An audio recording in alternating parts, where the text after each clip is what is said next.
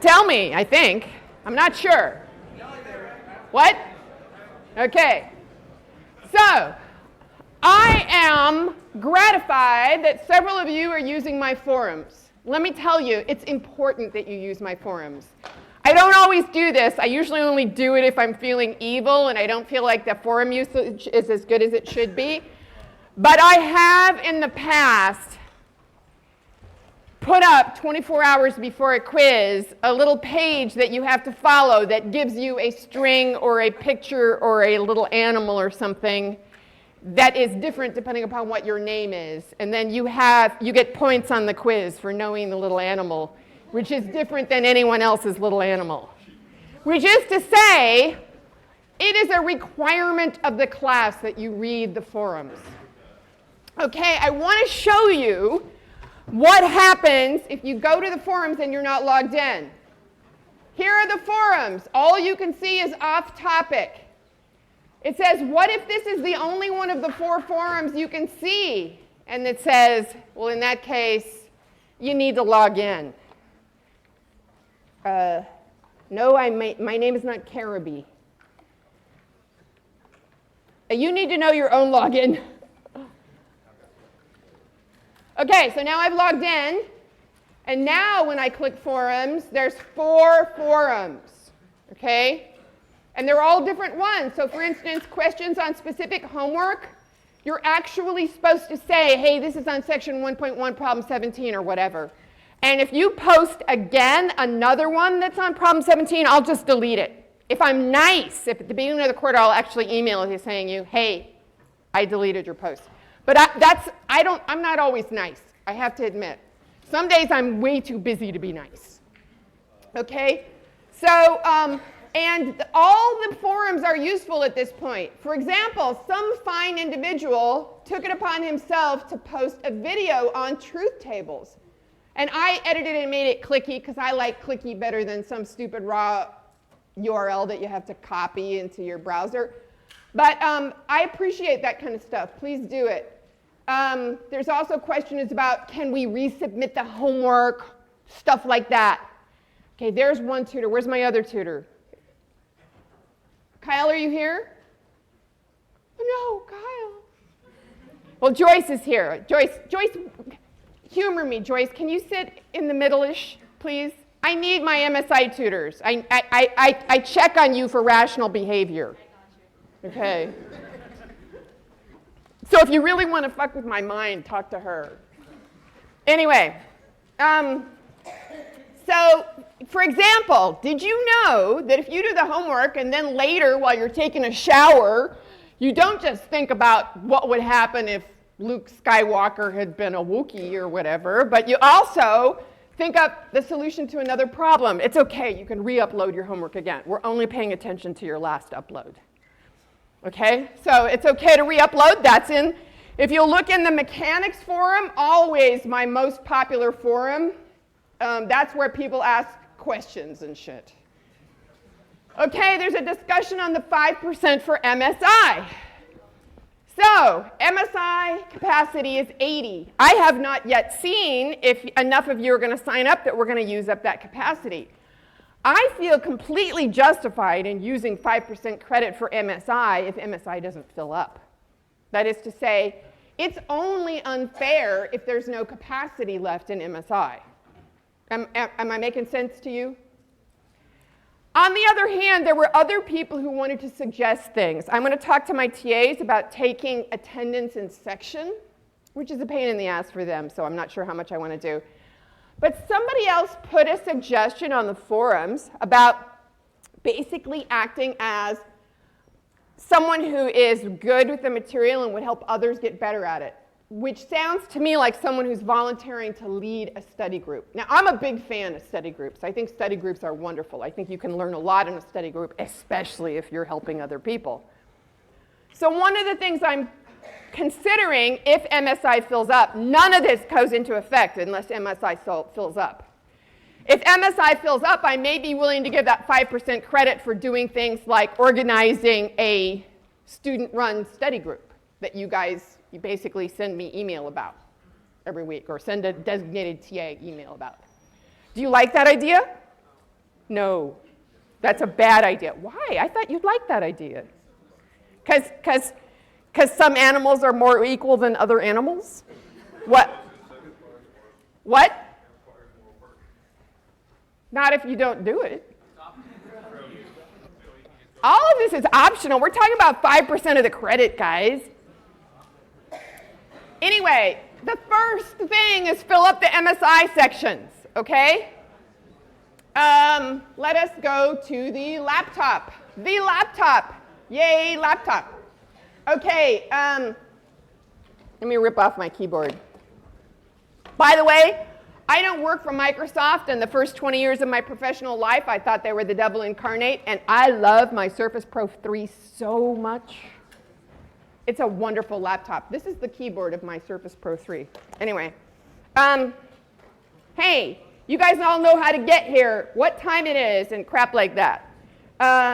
You know how to reach the TAs. If you just joined the class, it's important that you join a section.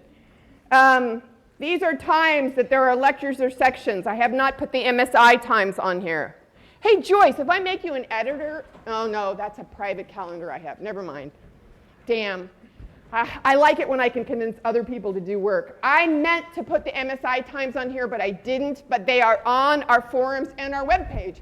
So that if I go back to the Find Macintosh and I go to our home button, if you look down here, you can see, I don't know why it puts spaces in between Joyce's section times and not between Kyle's, but it did. What can I say? And they're both paragraph type too. But anyway, so there are the 8 times you can go to MSI. You need to sign up for MSI. You don't just show up. It's not drop in. You need to go. Where is this AR center? Like behind McHenry Library. Behind McHenry. Is it part of the same building? No. It's part of the what? By the music department. Yes? Yeah, I was gonna say, if you go through the library, down the stairs, and go up the stairs, and turn Okay, great. Well, so you have to actually sign up.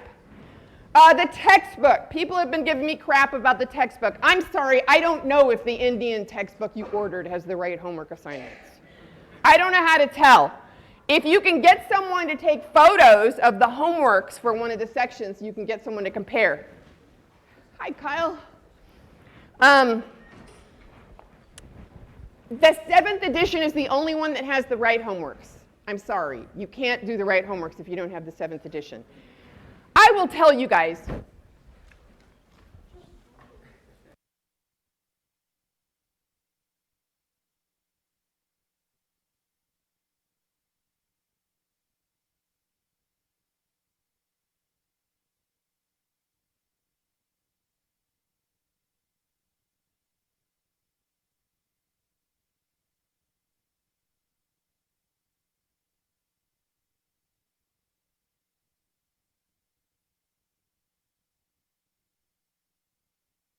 Okay, back on the air. Small technical issue. You need to be able to find our website. That's important. You need to upload your homework submissions. There's someone who can't log into their Cruise ID Blue. You need to get ITS to help you. I'm sorry. Is there a physical place to go to? Is there a help desk students can use? No? I submit a ticket normally. But you know you have to log in, Cruise ID Blue, to use the ticket, so I don't know how the hell you get help. I don't know. I'm sorry. Possibly go to section and see if your TA can help you. Forums are great. Oh, look, there's a lot more stuff in there now than there was then. Academic integrity. This is the last. What? Oh, thank you. See, that's why we need MSI tutors, because Kyle has seen me do this many times. Oh, here's the thing. There's a lot of you here, and it's Wednesday. Thank you for coming on a day when I don't have a quiz. Anyway, I guarantee you there are going to be times when you want to watch this online. People who come, if you ever don't hear that tiny little echo, which means my microphone is not turned on, please bring it up. MSI tutors first and foremost, because people will be annoyed if that's the time they have to watch the video. And let me tell you, subtitle of Wednesday class sessions, how to get 10 out of 10 on the Friday quiz. So you're definitely going to want to watch on Wednesday, but the recording is on. I will not be putting the academic integrity thing up. Just don't cheat. Don't give me a chance to decide you might be cheating. Oh, and those of you who enjoy sitting on the side, you have to get in a real butt seat for the quiz, unless you have special reason not to. If you're if we have come to a special deal, then all bets are off. DRC. Big fan of DRC. Mail me your crap. We'll deal with it. Logic. Okay, let's actually get to some content. Live long and prosper. Proposition is a statement that is either true or false, but not both. For example, 18 is an even number. That is a proposition that evaluates to true. We would often call that 1. Why do I echo so much more here than I do here? I guess that's, sound waves. Anyway, 3 squared equals 10 is a perfectly good proposition that evaluates to false, because 3 squared, I don't know if you know this, but 3 squared is 9. Propositional calculus is just basically, once you have propositions, you do mix and match and combine and do all sorts of good stuff with them.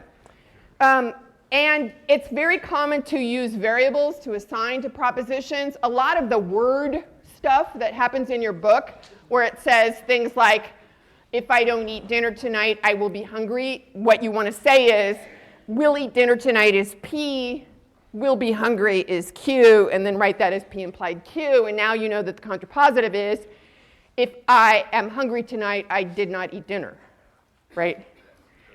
I haven't explicitly introduced contrapositives. I'm about to. It helps a lot if you use P and Q. There are compound proposition connectives. These guys are the most important ones here. Oh, I circled the wrong stuff. Excuse me. Oh, look, I have an eraser on the back. I just got a new pen. Anyway, and not. Those are the guys that we really like the most, because that's all you need. That's complete. If all you have is and or not, you can make ors with and not. You can make XORs with ands and nots. If you have P and you have Q, then you can build truth tables to talk about these things. It's good if you understand on a gut level what and or, and in fact exclusive or does. XOR is short for exclusive or. Boolean hair logic. I love little crap like this. If you find something amusing like this online and I didn't see it, I would really like it if you send it to me, because I like that kind of stuff. Oh, look, I got some more DRC accommodations. I feel like I'm playing pinball. Anyway, compound proposition, we're going to talk a lot about P implies Q. P implies Q is very important. There's a ton of stuff that we're going to do. It leads to the kind of reasoning that happens in real life. But at the beginning, the connection to English is confusing because people have a tendency to think of causality. Let's just say in this class there's no time. Time does not happen. So if you say P implies Q, you're not saying if P happens, you can now predict the future and Q will happen. That's not what you're saying. You're saying if you evaluate all this crap after it's all supposedly happened, that proposition, P implies Q, will evaluate to true if either P is true and Q is true, or P is false and Q is true, or P is false and Q is false. Okay? And we'll go through the truth tables for those. Okay? In general, if you have P implies Q, and you're trying to wrap your head around it, rewrite it as not P or Q, and that will really help you a lot, especially at the beginning. You get used to P implies Q, and that is, in some sense, from someone who likes logic, P arrow Q looks good, and it's sort of like inherently simple and charming. On the other hand, not P or Q just won't stir you wrong. I mean, it's just, it will be a good thing. Go ahead and do that. Let's talk briefly about truth tables. Here's a true variable truth table. Let's have P and Q, and we want to go through all, and then we're going to have whatever the value of the compound proposition is. What? Did something wrong? Yes. You want to see the last page. Here.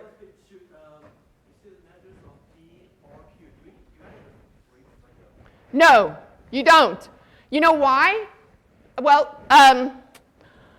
all rational thinking people think not binds more tightly than anything else. Okay? There's something known as operator precedence, and usually it's not very important. If you program, it's very important. For example, in C, negation binds more tightly than or and does, that kind of thing. Almost always in math, either it's explicitly left to right. If it's explicitly left to right, that's the negation of the whole thing, P or Q. That's not what I meant. I meant to take the one variable P, negate it, and take the result and OR it with Q. Okay? And negation binds really tightly. Now, whether and or binds more tightly after that, I don't care. And in fact, if it matters, use parentheses. Okay? Parentheses, marvelous items. Okay? People have a tendency to believe that and should bind more tightly than or because usually we say that multiplication binds more tightly than addition, and it looks similar if you're using hardware notation. Okay, let me get back to the whiteboard. Okay, so we have here a two-variable truth table. We want P and Q to go through all possible values that P and Q could have. The normal way that someone who's used to logic does that is they count in binary. You need to know how to count in binary by Friday, like a lot. Okay? So, 0, 1, 2, 3. Okay? That's base 2 counting. Base 2, you only get zeros and ones. If you have more than one, you got to go to the next place. It's a positional numbering system, just like base 10.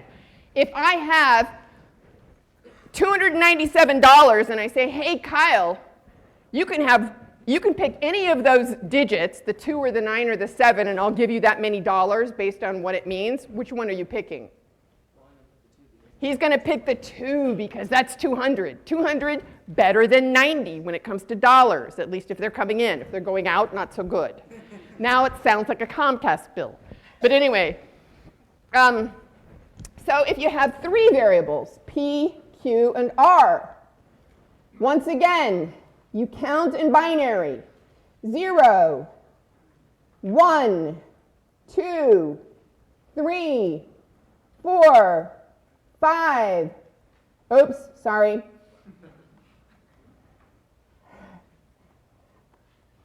I don't know what my problem is. 6, 7. Did I screw up? 1, 2, 3, 4, 5, 6, 7, 8? No, I didn't. You know what? It's a check. This is what people like me who are prone to little errors, little minutia errors, you know what the best thing in the world? Having a check. Looking for an answer 2 different ways and then seeing it. I tried to count from 0 to 7, which should be 8 things. So are there 8 things there? Yay, I probably didn't screw up too badly. Okay? So if you want to count, if you have 3 variables, P, Q, R, and I don't know, let's use W. Then you count 4-bit, right? Are we good? If you start your truth tables with the trues at the top, you're going to throw people off who are used to math. It's not wrong. Not wrong at all.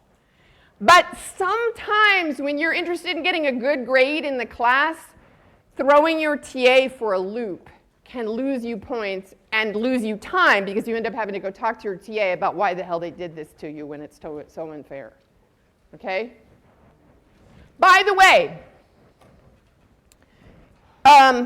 if you have a problem with a grade that you got on a quiz, it could be for a couple of reasons, 2 main reasons. One is we screwed up in grading you. That happens. It's actually not all that common, but it does happen. The other is you just don't get it. You don't understand. We want to fix that. But in either case, the first thing to do is to go talk to the TA about it before you come and talk to me about it. Okay? I'm not against talking to you about it. I just am first going to ask you, have you talked to the TA about it? Okay? You might start with asking the person who's sitting next to you, Is this wrong? Are they crazy? This is unfair. That reminds me of a joke. How many computer scientists does it take to change a light bulb? That's a hardware problem. Anyway,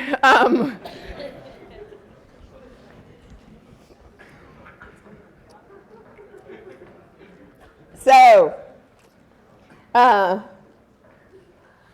I could go down the light bulb rabbit hole for a long time. Let's not go there. Okay. Okay, so I strongly suggest that P implies Q. Just don't even go there at first. Eventually, we're going to get to natural deduction and formal proofs, and you're going to need P implies Q. But until you hear the words modus ponens, which you are not responsible for now, if you see P implies Q, you restate it as not P or Q. Oh, well, thank you. Now it's a P with a wart on the back, okay? Okay, so implication synonyms. The English, people always get freaked out by the English. Let me tell you, your book uses English, and those are the problems I had to assign for you. There will be no English on the quiz. I'm not going to ask you to translate an English thing into math on the quiz. You're going to get a truth table on the quiz, okay? You're going to have to fill out a truth table on the quiz. By the end of lecture today, I'll tell you what's on the quiz, okay? Yes? When we fill out the truth table, do you want us to fill it out with P's and S's, zeros and ones? I don't really care, but I'll probably have the truth table pre-filled out with zeros and ones.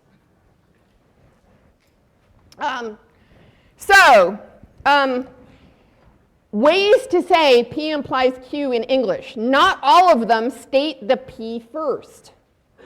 So Q if P is the same thing as if PQ. You see that down here? Let me use a little red. Well, let's use green. Green is good.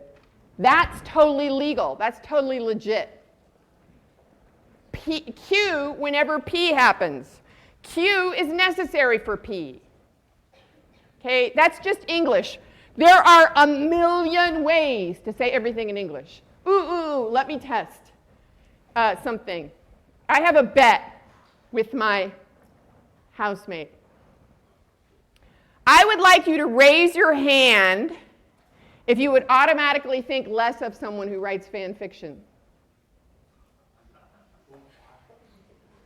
Thank you. You all get Fs.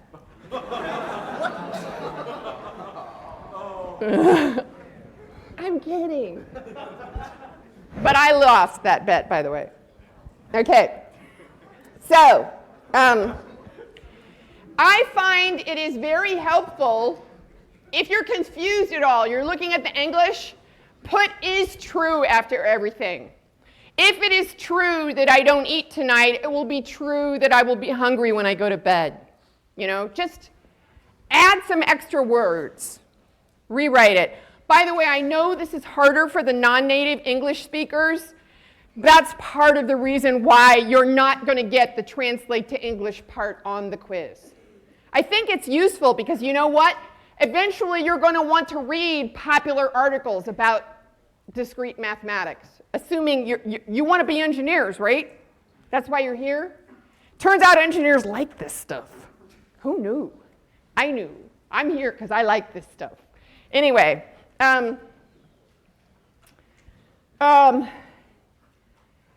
implications are true even sometimes when you don't think. So for example, let's do the truth table for P implies Q. So if we have P and we have Q and we have P implies Q, first let us take P and Q through all possible values. P implies Q is only false one time. Only one of the 4 rows. It's only false if P is true and then Q is false. Everywhere else, it's true. How many of you program? Okay, you don't have to program to take this class, but a lot of you do, so this makes sense to me. Suppose you have a block of code protected by an if statement. Suppose your if statement says if 7 equals 9. Does the code following the if statement in the curly braces ever get executed? Is your code invalid? No, it's not. It's a perfectly decent section of code. You don't care what commands are in there because you're never going to execute them. If your implication, if P implies Q is your compound implication and P is false, all bets are off. If I'm only 20 years old, then I weigh only 110 pounds is a completely true statement. As soon as we say, if something, if I'm shorter than Peter Dinklage, then I'm going to have his love child. Perfectly fine statement, unless you're Peter Dinklage. Okay? So do you get it? If P implies Q is a true statement, the only time that its problem is P is true, like we say, if Tracy Larrabee is 59 years old, I'm 59 years old. If Tracy Larrabee is 59 years old, then she's still going to have Peter Dinklage's love child. Okay, that's a false statement. Because we got past the guard. We got past the if statement. We went to execute the code on the inside of the if. Am I making sense to you guys? Okay, so that's a false statement. So this, you really need to be comfortable with this whole truth table right here. Very important. Okay, so once you know that P implies Q, it's perfectly valid to say not Q implies not P. How does that make sense? P implies Q, also known as not P or Q, right? Which is also the same as not Q or not P, right? Does that make sense? Do you see what I did there? All I did was double negate some. I changed the order and I added a double negation, right? So now I have not Q or not P, so that's not Q implies not P. Does that make sense? Except for the bad handwriting? Sometimes I feel like I nod to force understanding into your brain. It's a superpower I have. Do you feel violated? She can't force me to understand this. Okay, now it's really important that you understand the difference between the converse and the contrapositive. If you know P implies Q, you know not a damn thing when Q is true. Okay? The inverse is that not P implies not Q. Okay, so this is all legit. What's not legit, very bad, is to say P implies Q implies not P implies not Q. That's not true. That's bad. What? How about that? That's not true. Don't do that. You want parentheses? How about that? Are we? Now the amount of red ink on the page has totally exploded and everyone's eyes have but you get this, it's converse, not the same as contrapositive. If you know that anytime P is true, Q must be true, you know not a damn thing when P is false. You understand what I'm saying? Okay. Precedence. We were just talking. A gentleman in the middle there asked a question about precedence. It is exceedingly common for people to believe that not binds more closely than anything else. Then and, then or, then implication, and then double implication. This can be really important when you take duals, for example. I haven't told you what a dual is, but if you don't put explicit parentheses into things, you can really confuse them, people. So logical equivalence.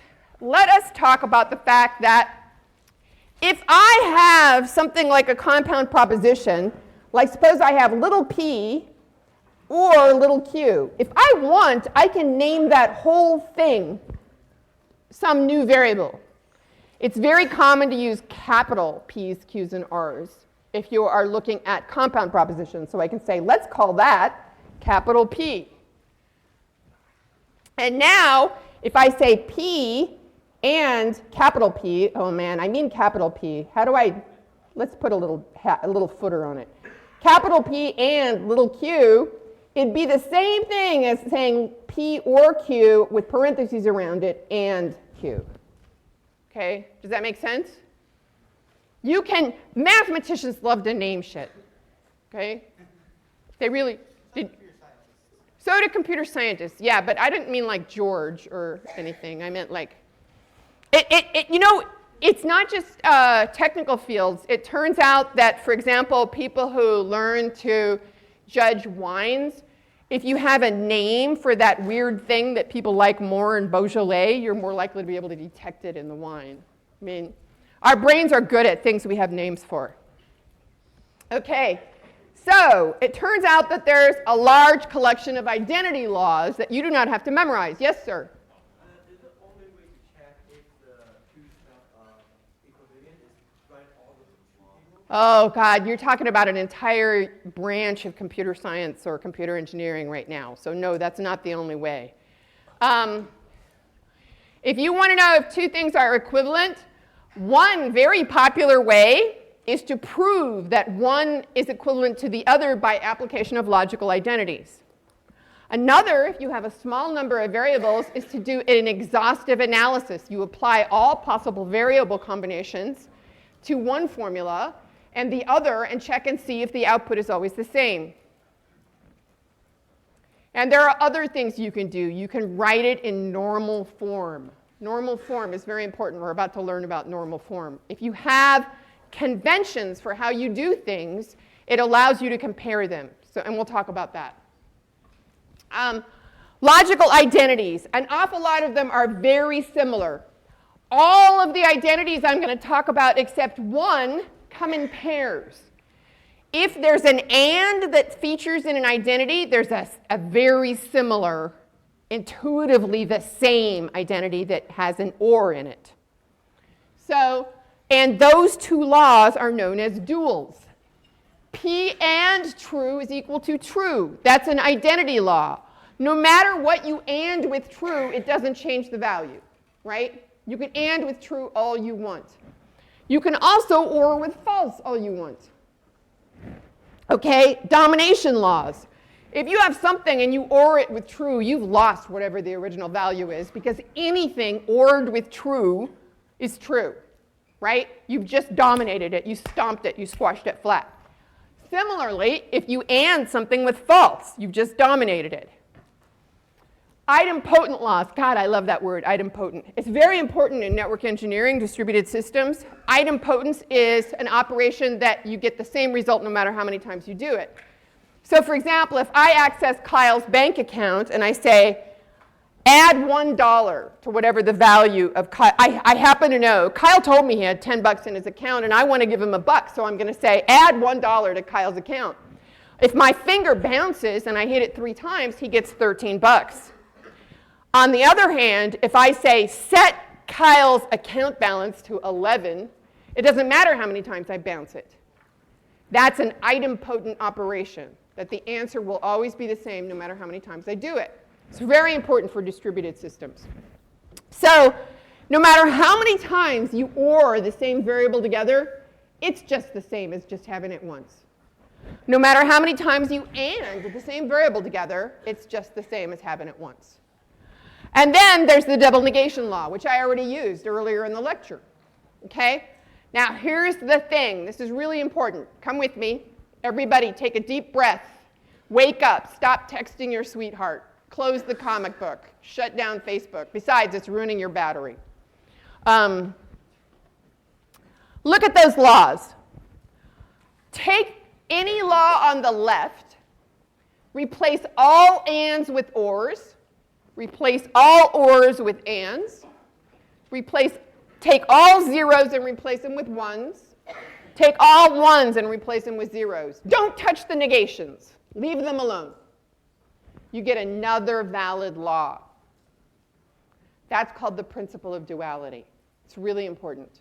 It means you have basically less to memorize. Okay? Do you see that? Top line, P and true. Okay, let's swap and for or and true for false. Oh, look, I have a new identity. Do you see it? Do this at me, if you believe. Do you see it? Okay.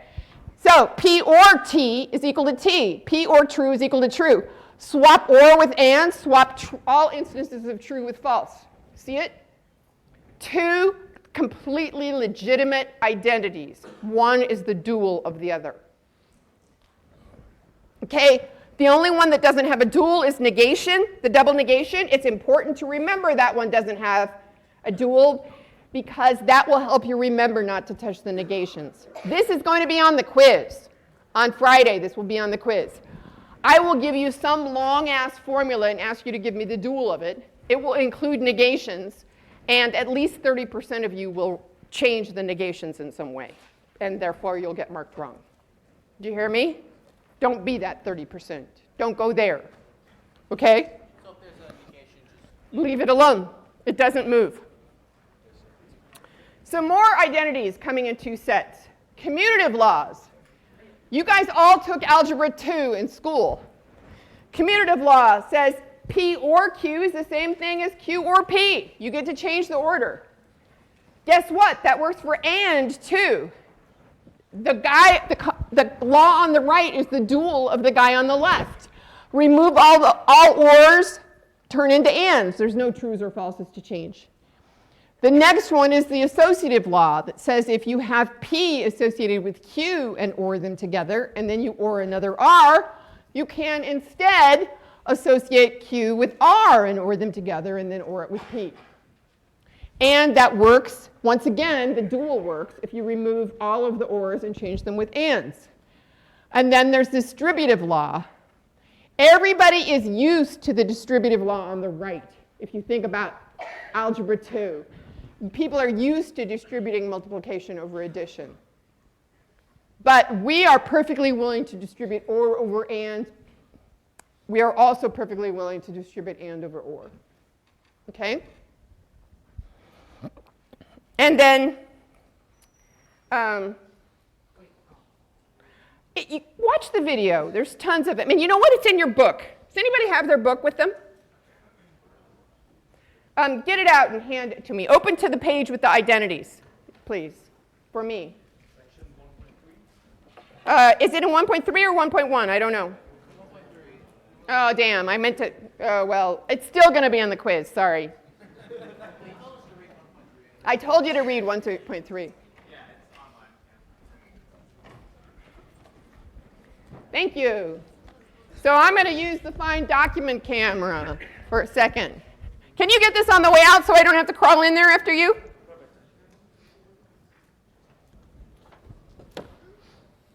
See all the fine identity laws? Ooh. How do we? I don't know how to zoom out. It's all. See that? You don't have to copy it off my screen. Okay?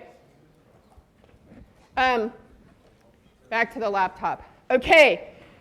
That green one up there, De Morgan's Law, also going to be on the quiz. Got to remember De Morgan's Law. De Morgan's Law is very important. For example, it's very likely that I could do something like give you De Morgan's Law and ask you to show to me that it was true by using a truth table. Okay? De Morgan's Law is so common in this class that I use it as a verb. We're going to De Morgan the crap out of this, I'm going to say. I really will. I won't even do it on purpose. It'll just be what is the right thing to say. What you say is, let me do it, so the negation of P or Q, you bring the negation inside. Now we have not P, but you have to flip the operator, not Q. And the negation of P and Q, you bring the negation inside and you flip the operator. Okay? That's De Morgan's laws. And there's generalized De Morgan's laws. The De Morgan's laws that works if you have 3 variables or 7 variables or 179. Okay? De Morgan's law is very important. The absorption law people tend to think of as weird at first. The easiest way for me to explain the absorption law is to show you Carnot maps. I'm not 100% sure if I want to show you Carnot maps. Should I show them Carnot maps? Yes? Why? Have you ever heard of them, or you just, it sounds cool? Carnot maps, so cool. Anyway, so here's all the identities together. You don't have to take my word for it. It's in your book, page something or other, the hell, whatever. Man, I have seen a million DRC letters go by while we were talking. Okay, principle of duality. 100% sure, going to be on the quiz, for sure. I will give you some formula, and you're going to have to give me the dual of it. Now, the principle of duality basically says if you have an identity or a theorem, you get another equivalently true identity or theorem if you replace all the ands with ors, all the ors with ands, all the trues with falses, and all the falses with trues, and you leave the negations the hell alone.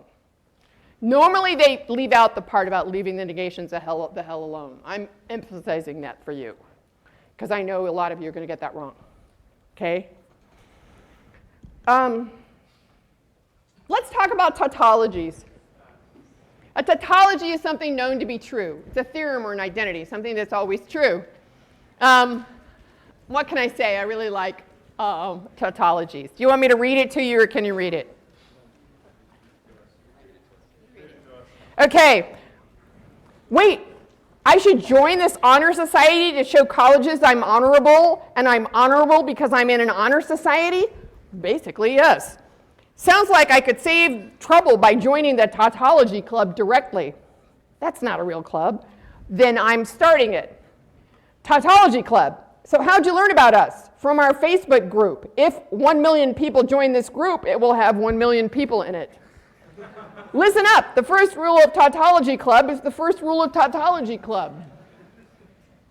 Anyway, a tautology is just a fancy word for something that's always true. For example, P and false, logically equivalent to false. That's a tautology. It's a theorem, an identity, something known to be true. No matter what. It means that no matter what the value of P, this is always true. Okay? The absorption law.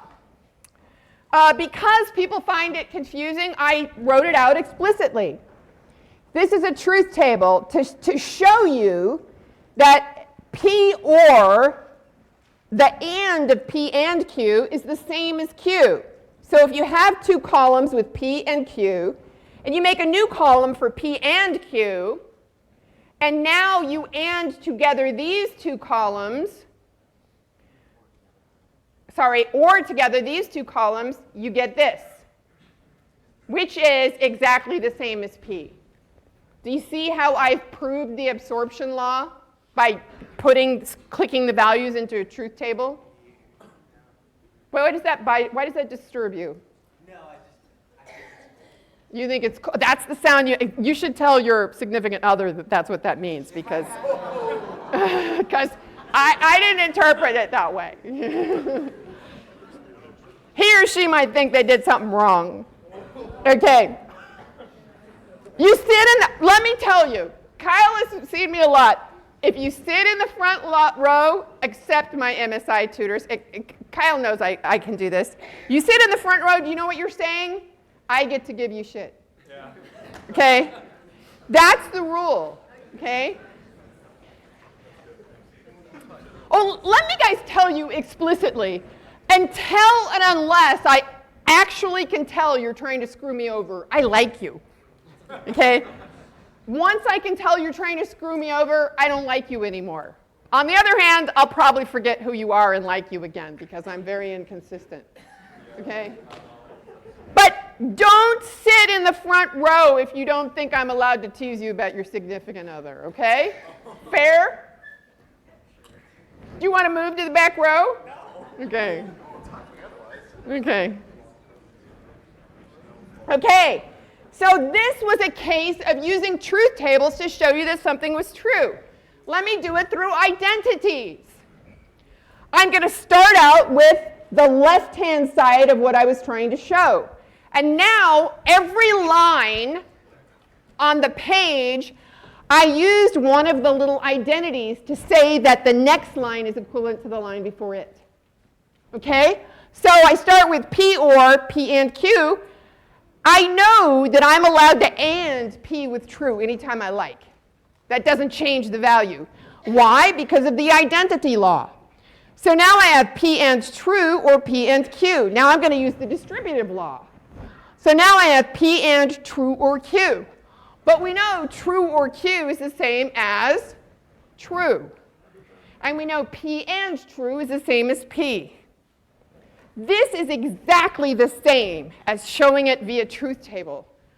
But I didn't use a truth table. And let me tell you, there's going to come a point where a problem on a quiz is going to say, show this is true and don't use a truth table. Okay? Both of those are equally valid. Little computer scientists, which method would you rather write a program to do? Something that grows as the number of variables and becomes essentially untenable, or something that works the same no matter how many variables you have? The latter option. Okay? Basically, proving stuff by truth tables gets completely ridiculous if you have too many variables. But you can do transformations with identities with tons of variables. And which one? The one with the domination rule? No, the distributive rule. See, you have P ANDed with T and P ANDed with Q. So let's suck that P out the front. See? Think of it as algebra. Factoring. Yes, I factored it out. Kyle, see, this is why we have MSI tutors. Even if you don't go to MSI, MSI tutors are useful to you. You see, I factored it out. Okay. I was trying to think of distributing. Let's not call it the X factor, or else I'll have to give royalties to Simon Cowell. But you see the point? Okay, tautology example. This is the kind of thing a person could put on a quiz. Okay? Demonstrate that not P and the quantity P or Q implies Q. If I don't tell you you can't use a truth table, you can use a truth table. Okay? So there's only 2 variables. That means there can only be 4 rows to this truth table. I'm going to put down all the values P and Q can have. Now I'm going to put down P or Q. Now I'm going to put down not P. Now I'm going to AND those 2 together. And now I'm going to look at this line implies that line, which is going to be true except when, well, actually, this is always true. That makes it a tautology. Okay? We're done. If you get the final line with all 1s in it, you have proved that this formula is a tautology. Do you see it? Can you do it? On the quiz on Friday? Yes? What time is it? I have 7 more minutes. I want to show you about normal forms. This is going to take my full 7 minutes, guys. Let me do it, because I might put this on the quiz. Okay. Any truth table in the world can be written as an AND of ORs or an OR of ANDs. Conjunctive normal form is an AND of ORs. Disjunctive normal form is an OR of ANDs. Hardware people call this sum of products. Hardware people call this product of sums. So if I have PQR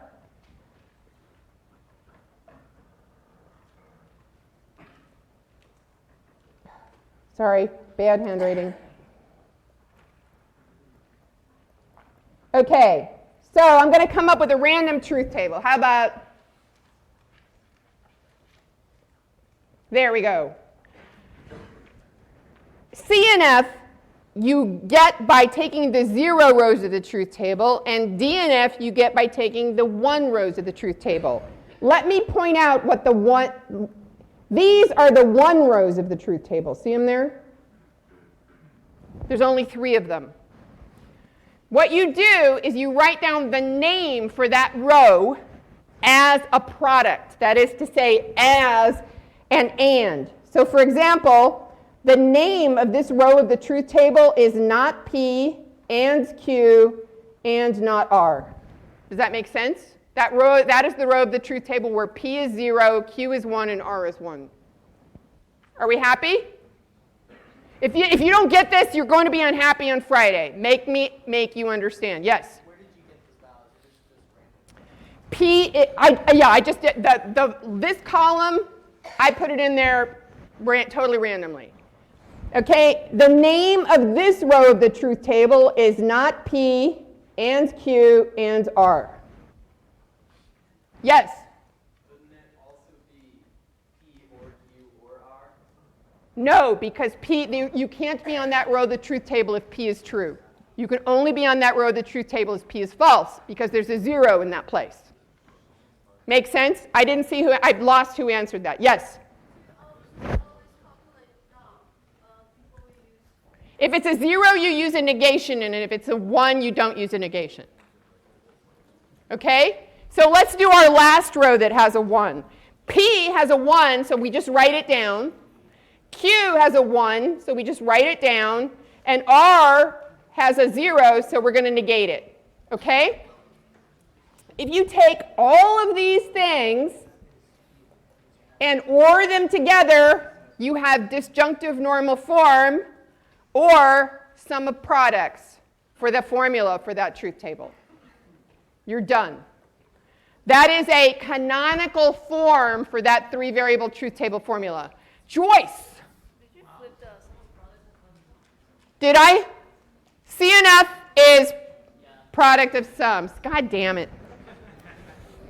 That's why we have MSI tutors, guys. I'm going to change colors.